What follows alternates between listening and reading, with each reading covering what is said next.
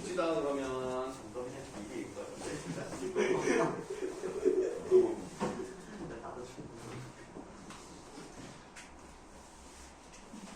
여러분들 이제 우리가 고려 시대에서 남아있는 것은 경기체가라고 하는 부분입니다. 만전춘 별사까지 했기 때문에 고려가요는 끝이 났고요. 여러분들 기억을 다시 한번 되살려 보시면 고려가요는 어떤 계층의 노래라고 했습니까?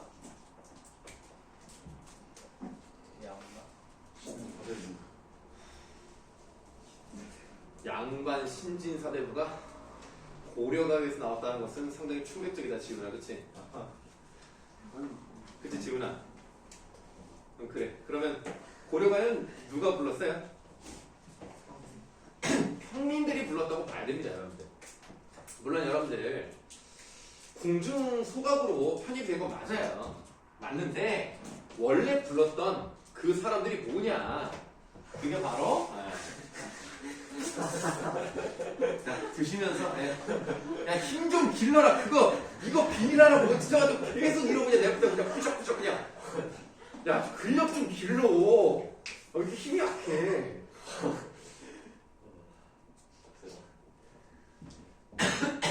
그래서 궁중소각으로 들어온 건 맞습니다만 결국 평민들이 불렀다라고 보셔야 되겠고요. 그럼 평민들의 노래가 있으니까 누구의 노래도 있어야 되겠습니까? 지배층의 노래도 좀 있어야 되겠죠. 그 중에 이제 대표적인 게 바로 경기체가라고 할 수 있는데, 경기체가 발생 배경 한번 그냥 빠르게 좀 읽어보도록 할게요. 무신 집권 이후 물벌 귀족 계층이 몰락하고 이른바 신흥 사대부들이 새롭게 등장하였습니다. 소멸한 향가를 대체할 새로운 시각 양식이 필요했는데 순수한 서정 양식으로는 패기만만한 신흥 사대부의 정서를 담아내지 못했어요. 이에 한국적 문율과 중국 사회 형식을 교묘히 결합한 교술 장르인 경기체가 탄생이 되었습니다. 그럼 교술 장르라고 하면 우리가 현대적으로 보는 어떤 작품들을 얘기하냐면 이제 수필 같은 것을 이제 교술이라고 합니다. 근데 여기 나와 있는 걸 한번 볼게요. 교술 장르의 뜻이 실제 경험이나 생각을 사실대로 기록하여 전달하는 글의 양식이래요.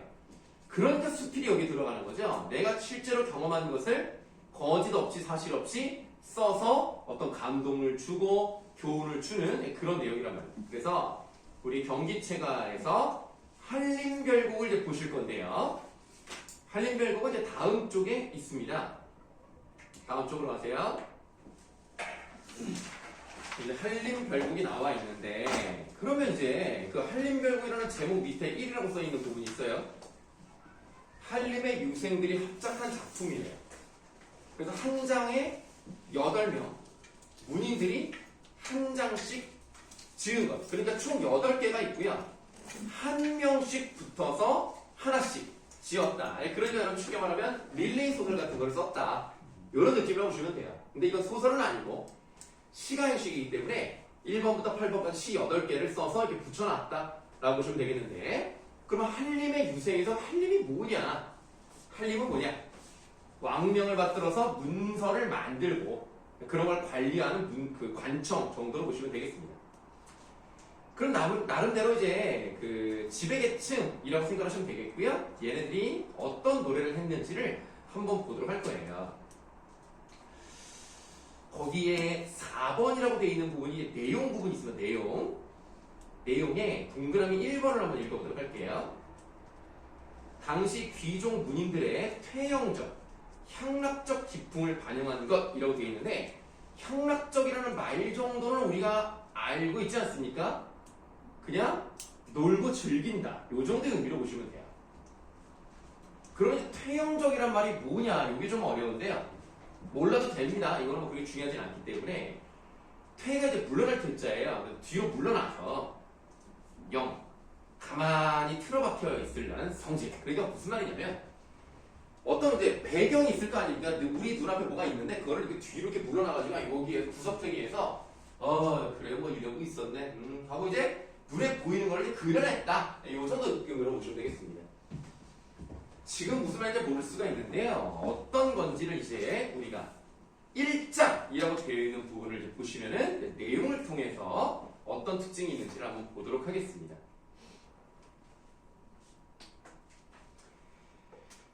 자, 제1장이라고 돼 있어요. 거기 보니까 뭐 한자가 한번 쫙 써 있고 그 한자 밑에 이제 우리말이 써 있긴 한데 이런 것들이 이제 해석해 놓은 거긴 합니다. 그런데 여러분들이 무슨 말인지 모르실 건데 어떻게 읽나 보세요. 일단 원슈문 인노시 공노사류 니정란 팅하님 샤문주필 등비대책 광궁경이 랑경시구 위 시장 경기 어떠하니 있고 이렇게 한번 읽어봤습니다.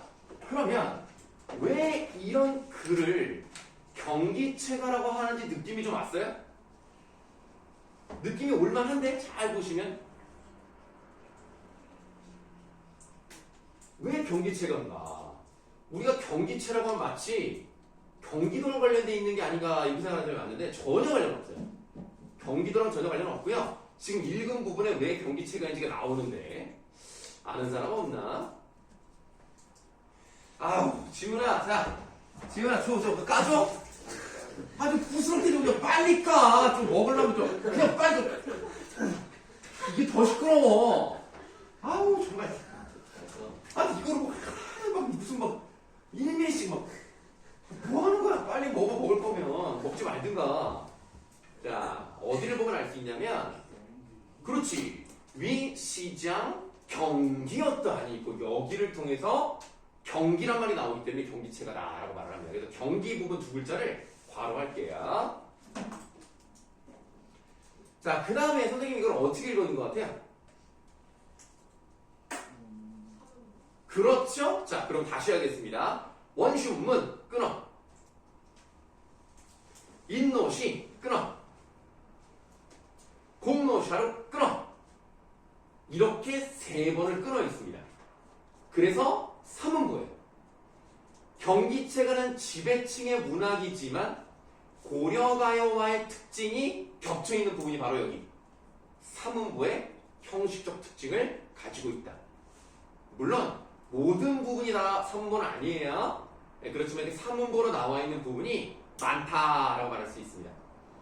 그럼 우리가 이제 글자 수를 봤더니 세 글자, 세 글자, 네 글자라는 것을 확인해 볼 수 있어요. 이건 뭐 눈만 있으면 확인할 수 있으니까 그냥 별로 중요하지는 않고요. 원슌문, 인노시, 공노, 사륙 이렇게 돼 있는데 이게 무슨 말인지는 그 밑에 현대어 풀이를 보시면 나와 있습니다. 유원순이라는 사람의 문장, 이인로가 쓴 시, 이공로라는 사람이 쓴 사륙변명은 사륙변명의 뜻도 밑에 나와 있으니까 읽어보세요. 별로 중요하진 않습니다. 결국 뭐냐면 우리 같은 사람들이 이렇게 글을 잘 씁니다. 이런 겁니다. 그래서 여러분 이규보는 들어봤죠? 이규보가 뭘 썼던 사람입니까? 중학교 때도 이 사람이 쓴 거를 배울 만한데 이규보 뭐 동명언편을 읽어본 사람은 없을 걸로 생각을 하고 슬견설 배운 사람 없어요? 그 어떤 사람이 화로에다 막 이를 잡아가지고 막 태워서 죽이니까 알겠습니다. 알겠어요. 뭐 그럴 수도 있죠. 뭐 어쨌든 그 유명한 고려의 문인이자 문장가였습니다. 그래서 이런 유명한 사람들이 글 쓰는 거 정말 멋있지 않느냐. 그러니까 예를 들면 이런 거죠. 수학은 김병근, 국어는 백정환. 뭐 이런 거 있잖아요. 그런 느낌 좀 있지 않아요? 네. 수학은 김병근, 국어는 백정환. 그 영어는 모르겠어요. 영어는 뭐 선우? 뭐 이런 거 있잖아요. 그러니까 우리가 요렇게 그거 어떻습니까? 뭐 1타 아닙니까? 뭐 이런 느낌 있죠. 이런 느낌으로 글을 썼다. 이 사람은 이렇게 쓰고 이 사람은 이렇게 쓰는데 이 사람이 모두 다 뛰어난 글 문장가들이다. 뭐 이런 얘기하고 있는 건데 단어가 필요 없고 게다가 아까 우리 그 경기 쪽으로 다시 갈게요. 시장이라는 것이 글 쓰는 시험장 있죠? 여러분들 100일장이라고 들어보셨습니까? 요즘도 100일장 하냐? 100일장 나가본 사람 있어요? 요즘 많이 없어졌나 보구나. 선생님은 고등학교 때 글 쓰는 걸 좋아하니까 이렇게 글을 잘 써가지고 대학을 잘 가봐야 되겠다 생각이 들 거 아닙니까? 그래서 뭐 성균관, 뭐 인하대, 그 다음에 뭐 이제 그 선생님 인천에 살았으니까 인천시에서 하는 새얼이라는 문학 뭐 그런 것도 있어요. 기회만 되면 나왔단 말이야. 물론 이제 안 됐지. 안 됐는데 웃어? 야, 뭐 글 써서 야 거기서 대상을 받아야 합격이야. 대상을 받으면 그 특전이 있어요. 예를 들면 성균관대학교 국어 국문학과 입학. 이게 가능한데 그거 한 명밖에 안 주는 걸 어떻게 하란 말이야. 너 글 써가지고 뭐 할 수 있어? 어? 너 이과야 문과야? 그럼 너 뭐 로봇 만들어가지고 막 입상할 수 있어? 그게 쉬운 줄 알아? 이것도 못 듣는 애가 무슨 로봇 얘기를 하고 있어요. 하지마. 자, 그래서 그렇게 이제 시험장에서 쓰는 그런 모습 그거 어떻습니까? 그거는 물어보는 게 아니에요. 정말 대단하지 않습니까? 이렇게 글을 잘 씁니다. 이런 내용이거든요. 그러니까 결국 자기를 자랑하는 글이기 때문에 별로 큰 의미는 없어요. 자, 이제 마지막 두 줄 볼게요. 금악사의 옥슌문신, 금악사의 옥슌문신 이라고 돼 있어요. 자, 금악사라는 사람이 누군지 모르는데 밑에 보시면 금의라는 사람이에요. 이 금악사라는 사람이 이제 어떤 사람이냐면 지금에는 없지만 이런 사람이 없지만 여러분 좀 이해하기 좋게 조금 이제 바꿔서 말씀드리면 입학사정관이라고 들어봤죠? 그러니까 어떤 기준에 충족되는 사람들을 헤드헌터처럼 이렇게 뽑아가는 사람이란 말이야. 그래서 시험장에서 딱 보고 얘 정도면 괜찮다고 자기가 키워.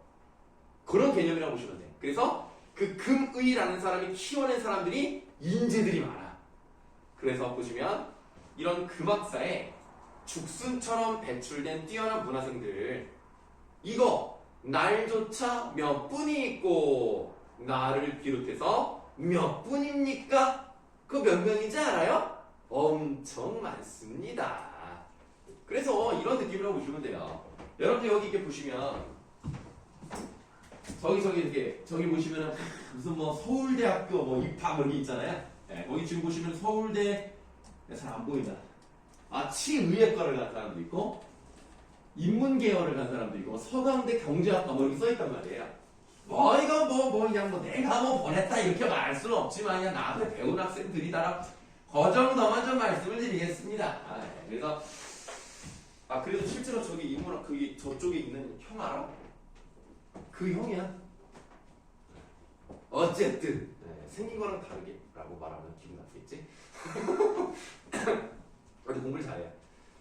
그래서 어쨌든 간에 그런 학생들 나까지 해서 몇 명입니까? 뭐 이렇게 자랑하는 느낌이라고 보시면 되겠습니다. 내가 이렇게 글을 잘 쓰는 사람인데 나 같은 사람들이 그 밑에서 많이 공부했단다 자랑하는 그런 글이라고 보시면 되겠습니다. 그래서 여러분들 지금 보고 계신 1장의 마지막 그러니까 저 밑에 설명 마지막에 위 경기 어떠한이 있고 위 날짜 몇 분이 있고 자기과시라고 쓰인 곳이 보이세요? 자기과시? 자기과시에다가 내모하시면 되겠습니다.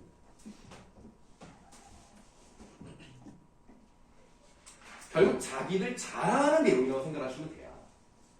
그래서 여러분들 또 오른쪽을 보시면은 8장이 있죠. 8장하고 다음 쪽을 한번 보세요. 다음 쪽에 2장이 있습니다. 그 2장이 당한셔, 장로장, 한류문집, 리드집, 난대집, 백락천집, 모시, 장쇼, 주역, 춘추, 주디레기, 위, 주, 저쪽, 외울 경이었다니 있고 이런단 말이에요. 그러니까 뭘 더 자랑하냐면 내가 국어책에 나와 있는 모든 부분을 다 외웠다. 주석까지 외웠다. 수학 공식 잘 다 외운다. 영어 단어 눈 감고도 10,000개를 쓴다. 뭐 이런 느낌인 거야. 그러니까 얼마나 대단합니까? 라고 자랑하는 거죠. 1장부터 7장까지는 자랑하는 것밖에 없기 때문에 우리가 배울 필요가 없지. 그러나 다시 이제 앞으로 가셔서 8장을 좀 배울 필요가 있겠습니다. 8장은 느낌이 좀 달라요. 그래서 당당당 있죠. 당당당. 그거를 이제 메모하세요. 당당당.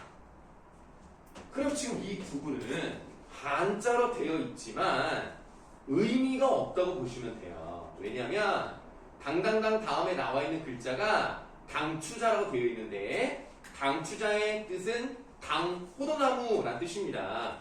그래서 당호두나무라는 것을 말하기 위해서 앞에 한 글자를 그냥 반복만 한 거예요. 그러니까 결국 이 부분을 뭐를 부여하기 위해서? 운율미를 부여하기 위해서 이렇게 넣은 것뿐이지 한자를 3개 연달아 쓴 것은 아무 의미가 없다라고 말씀을 좀 드릴게요. 그러니까 어떤 느낌으로 보시면 되냐면 여러분 안녕하세요. 여러분들 오늘부터 선생님이 여러분들 가르칠 겁니다. 여러분 선생님의 이름은 뭔지 알아요? 백정환입니다. 이런 느낌이라고 보시면 돼요. 그러니까 아무런 느낌이 그러니까 아무런 이유가 없고 그냥 운율감을 주기 위해서 당당당 당추자 조영당기 이렇게 넣은 거예요.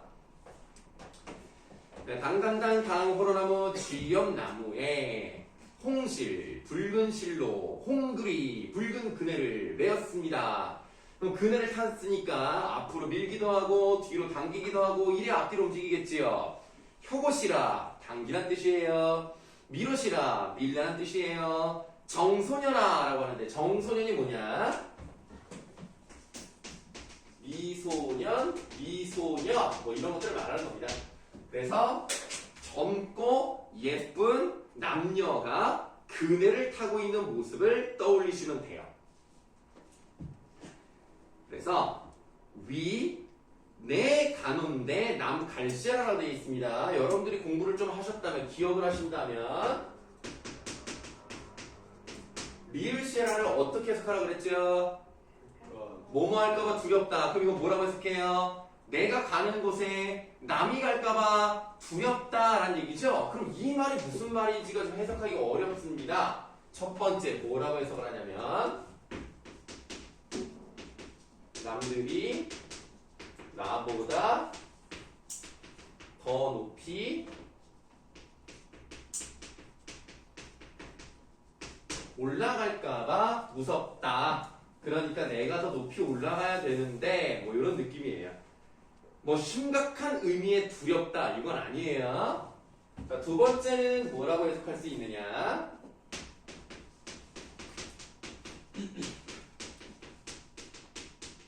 자, 내가 즐기는 것을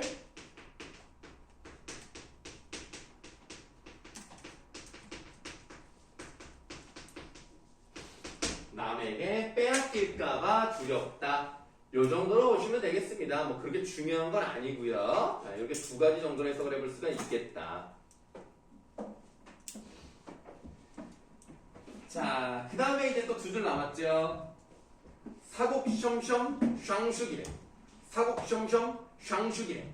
뭐 뜻은 다 나와 있어요. 옥을 깎은 듯 고운 손길에 옥을 깎은 듯 고운 손길에 위 후슈동유 경기 어떠하니 있고 뜻을 보시면 두 손 맞잡고 노는 광경 그것이 어떠합니까? 결국 이렇게 남녀가 서로 손잡고 그네 타는 모습 그거 어때요? 라는 얘기는 뭐야? 참 좋다. 둘이 잘 놀고 행복해 보니까 좋다. 그래서 풍류를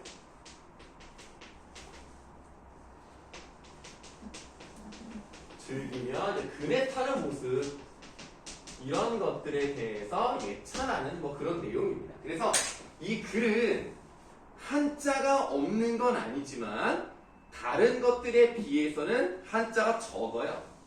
네, 그러니까 이런 것들을 이제 보시면 상대적으로 어떤 특징을 가지고 있느냐.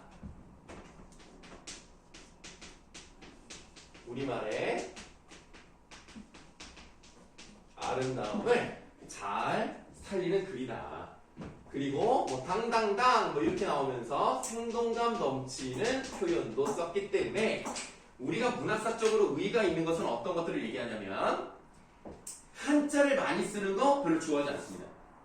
한자를 많이 쓰는 것보다 우리말의 아름다움을 잘 사용할 수 있는 것 그리고 운율 형성 잘할 수 있는 것 이런 것들을 우리가 쳐주기 때문에 그런 것들을 보시면 되겠습니다. 그럼 사실 이제 여러분들 뭐 3, 4, 5, 6, 7장은 안 봐도 그만입니다. 그럼 볼 필요가 없어요.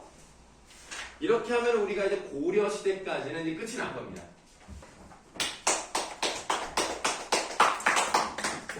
아이고 이놈들 그냥 피곤해가지고 그냥 이번 주 혹시 학교 갔어요? 학교 간 사람 없어요 이번 주에? 왜들 이렇게 다 오늘 이렇게 다 피곤해하지? 다른 날보다 많이 피곤해하는데? 이상한데 시간이 안 좋은가? 금요일이라서 뭔가 일요일에 쉬었다가 월요일부터 쌓여왔던 이런 피로가 막 누적돼가지고 그러나? 오늘도 잠깐만 퇴근하는 사람들은 오전에도 다른 수업 있었을 거 아닙니까? 네. 그래서 많이 힘들어요. 어쩌겠어요. 그래 방학 때만 좀 고생하시고 네, 다시 학기가 되면 네, 오전 수업은 없어지니까 그러면 또 학교 다니라 피곤하겠지? 그냥 언제나 피곤하겠네. 자 그러면 일단 여러분들 요걸 좀 나눠드리도록 할게요.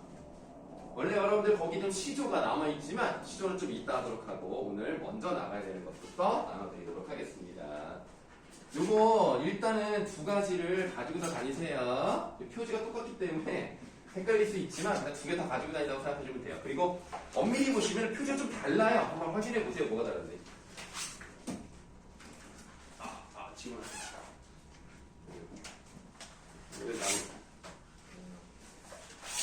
자 뭐가 다릅니까? 크기가 달라요. 맞아요. 크기가 달라요. 곰이도 어떻게 됐어요? 작아졌어요. 네. 좀 이제 부담스러운 게 좀 덜해졌죠? 너무 가까웠었는데 조금 뒤로 갔습니다. 아 그리고 혹시 잠깐만 준겸이가 내일 오나?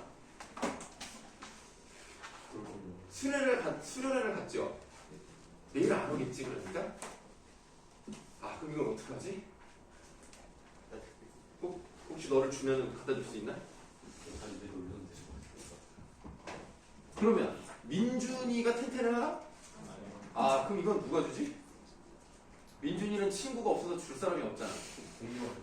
아 동규가 잠깐만 그럼 민준이가 언제 오는지 혹시 알아? 내일 와. 아 내일 와? 아프지만 않으면 내일 와? 아 그럼 내 책상에 올려놓고 가면 되겠다. 아이고 민준아 아무도 안 갖다 준대. 친구 관리를 어떻게 한 거니? 앞으로는 우리 잘하자. 그 이상한 옷 좀 입지 말고. 정말 힘들었단다 선생님이 그날. 자 그러면 여러분들 이번에는 지금 나눠드린 그 교재를 한번 보도록 하겠습니다.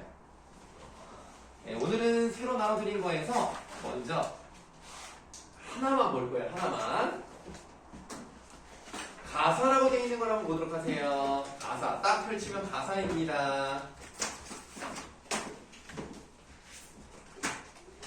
꽃다발이 있다, 저기. 긴장이 많으신 건가?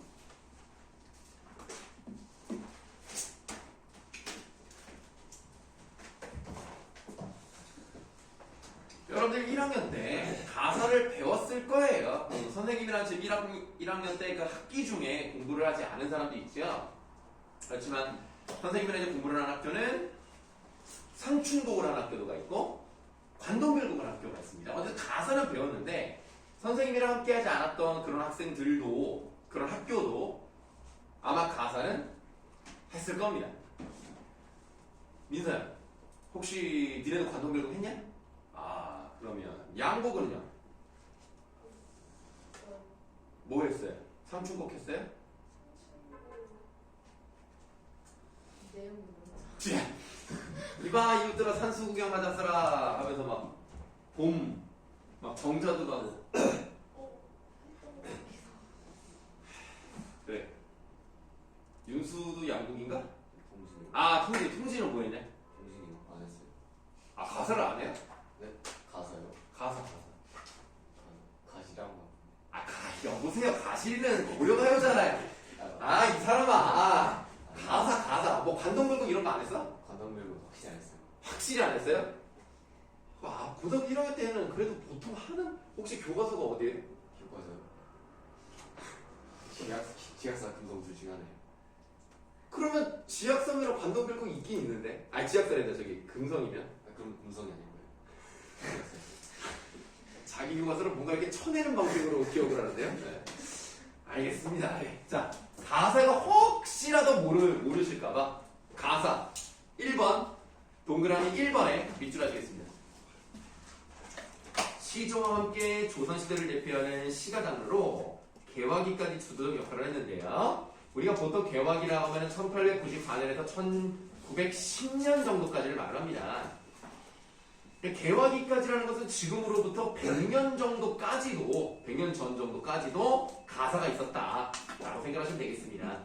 네, 그러나 우리는 이제 개화가사 같은 경우는 잘 배우지는 않아요. 자, 동그라미 2번에 조선 전기는요 양반 가사가 주로 자리를 잡고 있었는데요. 밑줄 자연을 완상하며 음풍노모라는 유학자들의 작품이 주류입니다. 여기서 완상이라는 말이 무슨 뜻일까요? 완전히 감상. 완전히 감상한다. 일단은 50% 맞췄습니다.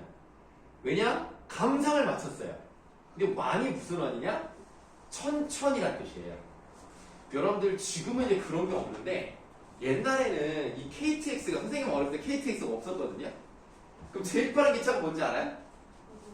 아유 그 정도는 아니야. 내가 그 정도 있는 사람은 아니야. 제일 빠른 기차 한 몇 년 전까지도 있었어요. 새마을 그게 제일 빨랐고 그 다음에 그때는 이제 철도가 지금처럼 많이 발달이 안 됐기 때문에 버스도 좀 많았어요. 버스를 바로 다이렉트로 가면 무슨 버스? 직행버스. 들어본 적 있습니까? 그럼 직행은 다이렉트로 가면 중간에 많이 서니까 느리게 갈 수밖에 없는 거 있죠. 그걸 무슨 버스? 완행버스라고 해요. 혹시 완행버스라는 걸 들어본 사람 있습니까? 그럼 당연히 타본 사람도 없겠네요. 와우. 여러분들과 선생님 차이가 이렇게 10년도 더 납니다. 여러분들. 자, 그러면 완상은 자연을 천천히 감상한다는 뜻이고요. 음풍노원의 뜻은 뭘까요? 풍은 뭘까요? 바람이요. 음풍. 노월. 그럼 월은 뭐겠습니까? 달입니다. 그럼 뭔지 몰라도 자연이랑 관련되어 있는 것 같네. 이라고 하는 것이 여러분들 책을 읽는다라는 표현을 쓰지만 시를 읽는다라는 표현 말고 시를 뭐 한다라고도 표현하죠? 물론 낭독도 있네. 아니야, 우리말, 완전 우리말. 한자 안 쓰고 시를 읽는다 말고 읊는다라는 표현을 씁니다. 이런 말 혹시 잘 모르시나? 요게 음이에요. 그래, 음풍이 뭐야? 바람을 읊는다. 그 사실은 바람을 읊을 수가 없거든요. 그만큼 바람을 함께 즐긴다. 이런 느낌으로 보시면 돼요. 그러면 노말은 뭐예요? 이것도 어려운데. 달을 뭐 하는 거예요? 희롱하다. 그럼 희롱은 뭐야? 좀 쉽게 말하면 장난치다. 갖고 놀다. 뭐 이런 건데. 그렇다고 이제 달을 뭐 갖고 놀고 이러는 것보다는 달과 즐긴다. 이 정도로 보시면 돼요. 그래서 음풍농어는 자연을 즐기는 한자성어라고 생각하시면 되겠습니다. 이런 것들은 좀 알아두셔야 돼요. 여러분들. 좀 기회 있을 때 뭔가 새로운 단어가 나왔다? 그럼 좀 기억을 해두세요. 좀. 뭐 선생님 자랑이라기보다는 선생님은 모르는 단어 나오면 다 찾아봐요. 그러니까 알고 있었지만 약간 생소하게 느껴질 때가 있거든. 어떤 단어들이. 그럼 한번 찾아봐. 맞아, 이런 뜻이었지. 모르는 단어 나와? 그럼 찾아봐. 이런 거구나. 선생님은 이제 국어 강사이기 때문에 국어 단어만 많이 하면 될 것 같지만 영어도 궁금하지 않습니까? 막. 그럼 영어도 막 찾아봐. 니네 막 안 그러냐? 귀찮다고요? 야, 니네야말로 영어 단어를 나보다 더 많이 찾아봐야 이걸 귀찮아, 이놈들아. 모르면 그냥 찾아보라고. 야, 그리고 지금 시대가 얼마나 좋냐. 야, 나 니네 나이 때는요, 진짜 최첨단 기계가 전자수첩이라고 알아? 조금 해가지고, 내 필통보다 작아. 이거보다 작다고. 그래, 전자수첩 이렇게 펼쳐가지고, 거기다 막 입력해가지고 외우고, 이렇게 소리 들어보고, 이런 거구나. 이게 최첨단 기계였단 말이야. 근데 지금은, 그냥 대놓고 그냥 다 스마트폰이 있잖아. 얼마나 찾아보기 좋냐. 모른다니 다 찾아보라고 들어보고, 요즘 얼마나 좋아. 네이버 선생님이 다 발음까지 해주신다니까? 반복으로 들려주신다니까? 해라 좀 해, 좀. 응? 다음. 5번의 형식. 요게 중요해요. 밑줄. 3, 4조 또는 4, 4조의 사음보 연속 채우문입니다. 3, 4조가 무슨 뜻입니까?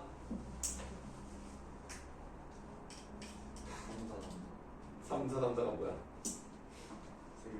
그렇죠. 세 글자, 네 글자가 반복되거나 네 글자, 네 글자가 반복되면서 끊어읽기를 4번 하기 때문에 4음보인데요. 뒤에 연속체란 말이 왜 들어갔냐면 3, 4조 또는 4, 4조의 4음보 형태는 가사 말고 또 뭐가 있어요? 유명한 거 있잖아. 제발 얘기 좀 해주시죠. 시조가 있죠. 그러니까 여러분들 시조와 일단 비슷하지만 시조는 일단은 몇 줄, 기본 몇 줄. 야 나랑 시조를 안 한 것도 아니고 대답이 안 나와? 3줄. 첫 번째 줄을 뭐라 그래? 초장. 두 번째 줄을 중장. 세 번째 줄을 종장이라고 하는 거죠. 근데 가사도 4음보인데 연속체라는 말은 배우셔서 아실 거예요. 관동별곡 어때? 뒷단이요. 야! 교과서로 봐도 7쪽 정도 된단 말이야. 엄청 길어. 그것도 널찍하게 쓰면 뭐 더 된단 말이야. 뭐 10쪽도가 널찍하게 쓰면. 길다. 계속 쓸 수 있다. 그리고 첫 번째 부분을 서사라고 해요. 두 번째 부분을 본사라고 하고요. 세 번째 부분을 결사라고 합니다. 결국 몇 단 구성? 3단 구성. 3단 구성이니까 기본적으로 시조랑 비슷한 점이 많아요.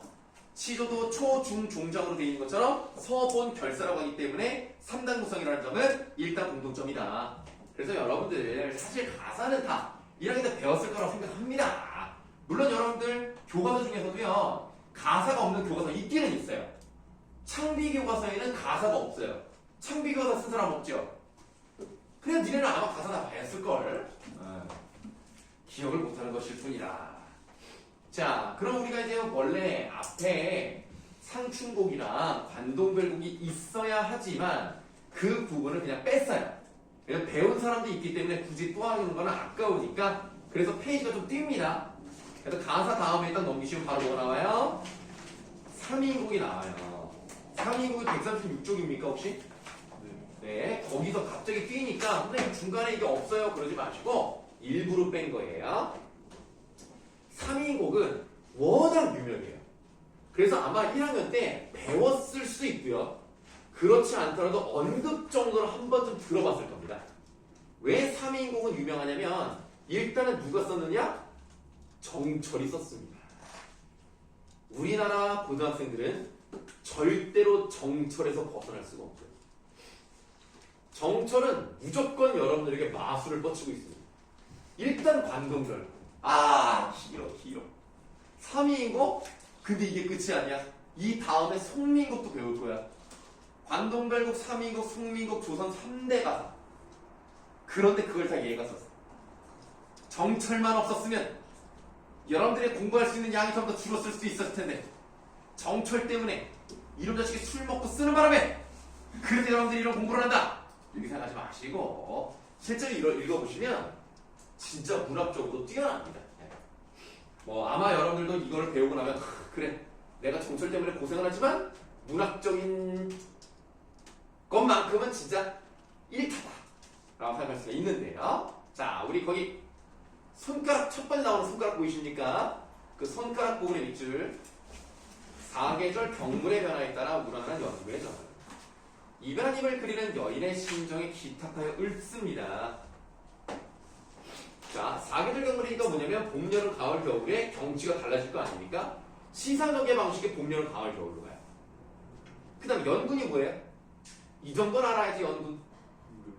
임금을 그리워하고 임금 보고 싶어하고 임금 좋아하는 거야. 그거를 헤어진 여자처럼 표현해요. 그러니까 임금을 사랑하는 남자 그리고 시적화자를 여자로 설정을 합니다. 이게 딱 군신관계에 맞거든요. 임금을 딱 바라보는 그런 하나의 마음 이런 느낌이기 때문에 이별해서 헤어져 있는 여성으로 보통 시적화자가 잘 나타납니다. 3번이라고 되어 있는 부분을 볼게요. 밑줄 송민곡과 함께 가사문학의 절정을 이루고요. 우리말 부사가 뛰어납니다. 또 밑줄 정과정의 전통을 이은 충신연주지사. 자, 정과정 나랑 배웠죠? 기억 안 난다고 하시면 안 돼. 정과정의 전통을 잇는 충신연주지사. 자, 충신연주지사가 뭐라고? 충성스러운 신하가 임금을 사모하는 노래. 정과정에서 시작이 됐다고. 그게 유배문학이자 충신연주지사의 원족적이라고 배웠습니다. 그런 느낌이 있어요. 그리고 거기 4번에 그 네모 박스 하나가 있죠. 그 동그라미 2번에 네모 박스가 있습니다. 그 조위라는 사람의 만분가라는 게 있거든요. 이 만분가가 3인곡의 어떤 뭐랄까 기둥이라고 할까? 그 기둥을 주춧돌? 그래서 요거를 바탕으로 3인곡이 나왔다고 생각하시면 되고요. 요 조위의 만분가가 이번 2024학년도 고전 시가 부분 6강에 나와 있는 작품입니다. 네, 의미가 있다. 자, 그럼 3인곡 이 제목의 뜻은 무엇일까요?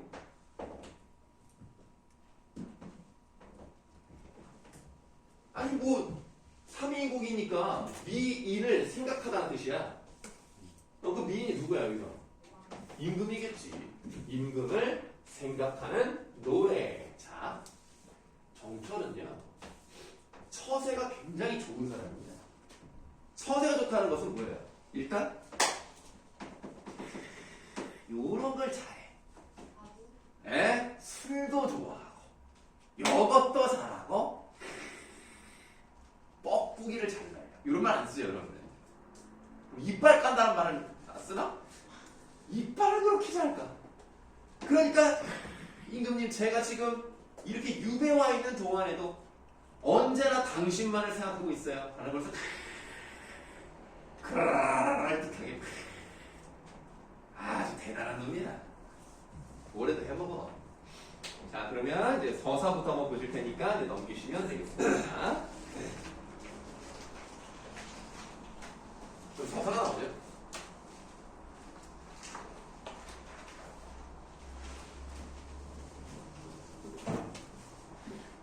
원문이 있고 현대어 해석이 있기 때문에 공부하시기는 어렵지 않습니다. 이몸 삼기실제라고 되어 있어요. 고전을 보시면 삼기다라는 말이 많이 나올 거예요.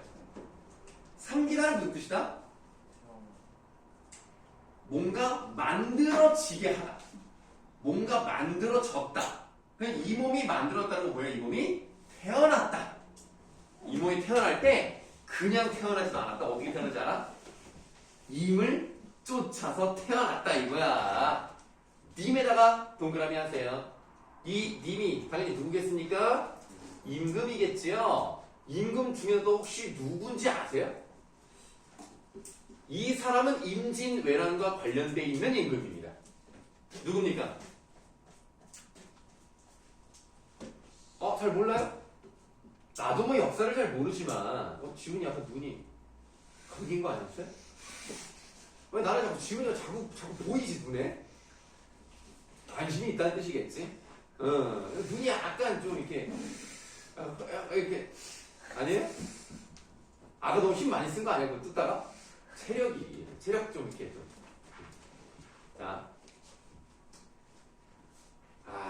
이 왕은요 당연히 조선분이시기 때문에 어떤 무능의 대마 인조와 더불어 선조예요. 선조. 네. 그래서 이 님은 구체적으로 선조고요. 그걸 몰라도 임금이라는 것만 아시면 되겠습니다. 그러니까 내가 그냥 태어난 게 아니라 임을 따라서 만들어진 거야. 내 인생은 거기에 다 몰빵 밑에 있는 거지. 임을 조차 삼기시니 한생연분이며 평생의 연분이다. 밑줄 하늘 모를 일이란가. 이것은 하늘이 모를 리가 없는 운명이다. 다시 말하면 하늘이 나와 임금의 사이를 맺어준 것이다. 임과의 운명적인 인연에 대한 이야기다. 첫 줄부터 어때요? 임금님, 내가 이렇게 썼어요. 저 임금님 없으면 이 세상에 태어나지도 않았을 거예요. 이런 느낌입니다. 기가 막히죠. 세상을 살려면 이렇게 사는 것도 필요합니다, 여러분들. 나 하나 젊어 있고 나는 젊고요. 니만 하나 괜시니. 자, 괜히 뭐라고 해석하라고? 사랑하신 나는 젊고 임은 나를 사랑하셔. 이 마음과 이 사랑을 견줄 데가 전혀 없어. 비교할 데가 없어. 우리의 사랑은 완전 세계 짱. 평생에 원하는 것이 뭐였냐면 한대 내자 하였더니, 자, 한대 내자 하였더니 밑줄 하시고, 우리가 그 전에 뭐 정과정도 그렇고요. 고전 같은 거를 보시면은 함께 살고 싶어하는 게 많아. 우리 동동에서도 그랬잖아. 궁극적 소망은 함께 살고 싶었던 거야. 여기도 마찬가지로 뭐가 나왔어요? 화자의 소망이 나왔죠? 예, 밑줄 친 부분에다가 화자의 소망이라고 쓰시면 돼요.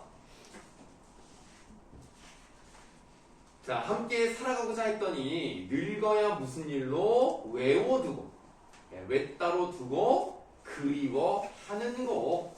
결국에는 평생 함께 있고 싶었는데 어떤 일인지는 나와 있지 않습니다만은 어쨌든 따로 헤어져서 그리워하는 상황이 됐다는 거예요.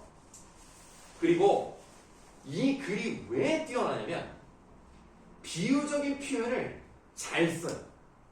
아주 기가 막히게 씁니다. 그래서 의미가 있고요.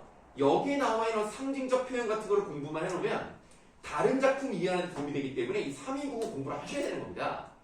엊그제란 말이 나왔거든요. 우리가 고전에서 엊그제란 말이 나오면 우리가 일반적으로 쓰는 이틀 전을 말하는 게 아니에요. 그냥 예전에 정도로만 해석하시면 돼요. 물론 그런 걸 물어보진 않습니다. 엊그제는 이틀 전이다 이런 걸 물어보진 않지만 정말 그런 의미는 아니라는 걸 말씀드리고 싶어요. 예전에는 님을 매셔. 자, 그 다음에 중요해요. 광안견 동그라미 하세요. 광안견의 뜻이 달 속에 있다는 궁전입니다. 그러나 더 중요한 건 뭐예요? 결국 달 속에 있다는 궁전을 얘기하는 것이 아니라 임금 계시는 대궐을 광안전으로 비유를 했다는 거고요. 그 달 속에 있다는 궁전이 광안전에 올라갔어요. 다시 말하면 내가 옛날에 여기에서 임금을 모셨다는 얘기야. 근데 그 곁에 어디하여 그 사이에 어쩐 일로 하계에 내려오니, 여기가 중요해요. 하계에다가 세모합니다. 그럼 하계라는 것에 말 그대로 해석하면 뭐예요? 하가 무슨 하? 아래 하, 계는 세상 세, 세상 계. 그러니까 아래 세상으로 내려왔죠? 그러면 하늘에는 그 달에 있는 궁전이니까 하계는 우리가 살고 있는 여기를 말하는 거예요. 그럼 지금 이 부분에는 뭐라고 써 있어? 인간 세상이라고 써 있죠? 그러니까 원래는 자기가 선녀나 신선과 같은 그런 천상계의 인물이었지만 어떤 일을 잘못해가지고 밑으로 내려왔다. 이렇게 천상계에서 지상계로 유배돼서 내려왔다는 것을 무슨 모티프라고 합니까? 이것은 중요합니다. 내가 힌트는 다 드렸어요. 유배돼서 떨어졌다라는 말 그대로입니다. 뭐 유떨 이러지 말고 그런 건 없어. 뭐 그런 거 하지 마. 한자야. 분명히 들어봤을 수 있어. 그리고 만약 못 들었다 하더라도 이거는 오늘 무조건 기억해야 돼. 유배가다는 뜻이야. 강, 떨어졌다는 뜻이야. 이런 것을 적강 모티프라고 합니다. 적강 모티프. 모티프라는 말은 우리말로 화소라 그래요. 화소. 화소는 픽셀이 아니에요. 이야기거리라는 뜻입니다. 우리나라 말고도 많은 문학작품에 전 세계적으로 보시면은 여러 가지 비슷한 유형들이 나오거든요. 예를 들면 여러분들 콩쥐팥쥐랑 서양의 뭐랑 비슷해요? 콩쥐팥쥐랑 비슷한 거 있잖아. 막 계모와 언니들에게 신데렐라 같은 거 비슷해요. 근데 그게 어디가 베꼈다 이런 개념이 아니라 전 세계에 많이 나타나는 이야기. 계모가 나타나요. 꼭 그렇게. 옛날 얘기는 왜 이렇게 계모가 많이 나? 그런 게 다 모티프라는 거예요. 그 다음에 여러분들 뭐 알에서 태어난 소라도 있잖아요. 동물로 변한다든가, 아니 동물이 사람이 된다든가, 돌이 된다든가, 이런 변신 모티프 다 옛날 이야기 속에 들어가 있던 건데 여기도 마찬가지로 유배돼. 천상계의 인물이 밑으로 떨어져. 그러니까 한마디로 자기가 잘 나갔다, 지금 이렇게 유배 왔다 라는 것을 이런 모티프를 사용해서 비유하고 있는 거예요. 하계에 내려오니 올 적에 빗은 머리. 자, 유배 올 때는 예쁘게 머리를 빗어놨는데 얼키언디 엉클어진 지가 3년이라. 그럼 뭐야? 유배 3년째란 얘기예요. 그 다음 중요한 거 나옵니다. 연지분 네모하세요. 자, 연지분의 뜻은 아실 거예요. 거기 지금 뜻이 안 나와 있습니다만은 화장품 정도로 생각하세요. 그럼 화장품이 있다 라는 것을 통해서 우리는 뭘 알 수 있습니까?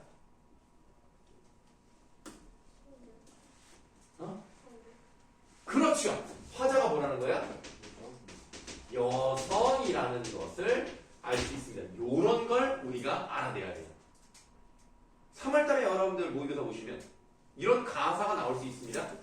그럼 만약에 이런 여성적인 느낌을 주는 소재를 찾을 줄 아셔야 돼요. 연집을 하면 대표적으로 여성화자라는 얘기입니다. 남자가 연집으로 화장하지 않거든요.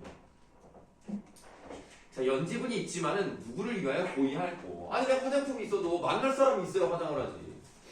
여러분들도 뭐 다 그러진 않겠습니다만 뭐 어디 나갈 데가 없어. 그럼 그냥 집에서 머리도 안 감고 어떤 데 세수 안 하고 이빨 안 닦고 있다가 밥 먹다가 이제 좀 귀찮은데 그래도 이가 썩으면 안 되게 이 한번 닦자 이러면서 막. 그러니까 몇 달 마치 만약에 학원도 안 가고 학교도 안 가는 날이다. 그럼 계속 그냥 집에서 뒹굴거리다가 머리 한번 감으면 엄마가 야 너 어디 나가니? 뭐 이러지 않냐? 나만 그래? 아니지? 그런 느낌이라고 보면 돼. 화장품이 있으면 뭐해? 나를 봐줄 사람이 없는데. 그 다음에 또 밑줄. 마음에 맺혀있는 시름, 걱정, 근심 같은 거죠? 첩첩이 쌓여있어. 시름이 첩첩 쌓여있다고 어떤 표현법이 사용된 거예요?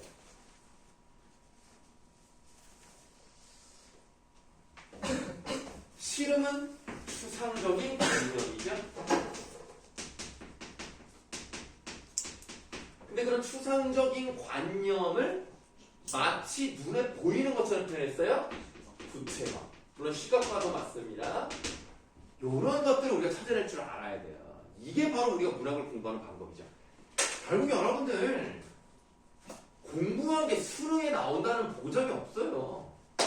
그러니까 이런 느낌, 이런 것을 통해서 이렇게 해석을 해야 돼요. 이런 걸 공부하는 거지.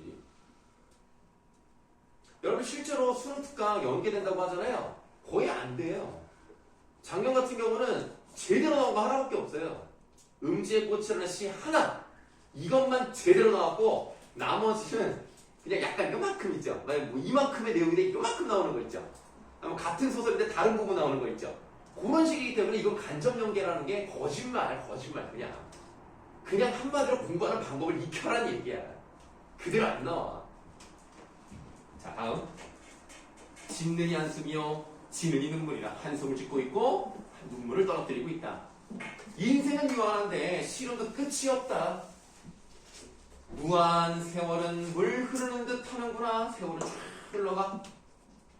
염량이 때를 날아 가는 듯 고쳐오니 라고 되어 있는데 염자를 보니까 여러분들 아무리 한자를 몰라도 어떤 글자 두 개가 겹쳐져 있는 거 눈에 보이죠? 불화자가 두 개죠. 그러니까 얼마나 뜨겁겠어. 여러분들 여름에 엄청 더우면 뭐라 그래? 폭염이라고 하죠? 그 염자예요. 그럼 양은 뭘까요? 요거는 아마 잘 모를 수는 있어요. 근데 봐봐. 앞에가 뜨거워. 뜨거울 염자가 나왔으니까 뒤에는 모르겠어. 서늘한 거예요. 여러분들 혹시 요즘 잘 그런 말 안 쓰는데 공포 영화를 TV에서 보여주거나 이럴 때 무슨 특집이라고 하는 거 혹시 알아요? 낙량 특집이란 말 들어봤습니까? 그 량이 바로 요거예요. 서늘하게 만드는. 그래서 뜨거울 때, 서늘할 때니까 뭐라고 보셔야 돼? 여름, 겨울 이런 느낌으로 보시면 돼요. 한마디로 계절이 바뀐다. 계절이 때를 날아 가는 듯 고쳐오니 갔다가 다시 왔다가 시간이 흐르고 있죠. 듣거니 귀로 듣고 보거니 눈으로 보고 느끼니 어떤 마음속에 느끼는 것도 자 하도 하실 정도로 이렇게 해석하셔야 돼. 뭐예요? 많기도 많구나 정도로 무조건 머릿속에 탑재돼 있어야 돼. 이건 무조건이야. 고등학생이라면 무조건 알아야 돼. 자 그러면 이제부터 무슨 내용이 나오냐면 느낄 일이 무엇이었는지 내가 어떤 감정을 가졌는지 그거를 아까 우리가 밑줄 쳤던 부분에서 사계절을 통해서 보여준다고 했어요. 시상 전개 방식은 계절의 변화고요. 거기에 내가 어떤 감정을 느꼈는지를 쓰는 것이 바로 본산의 내용이라고 보시면 되겠습니다. 쉬는 시간.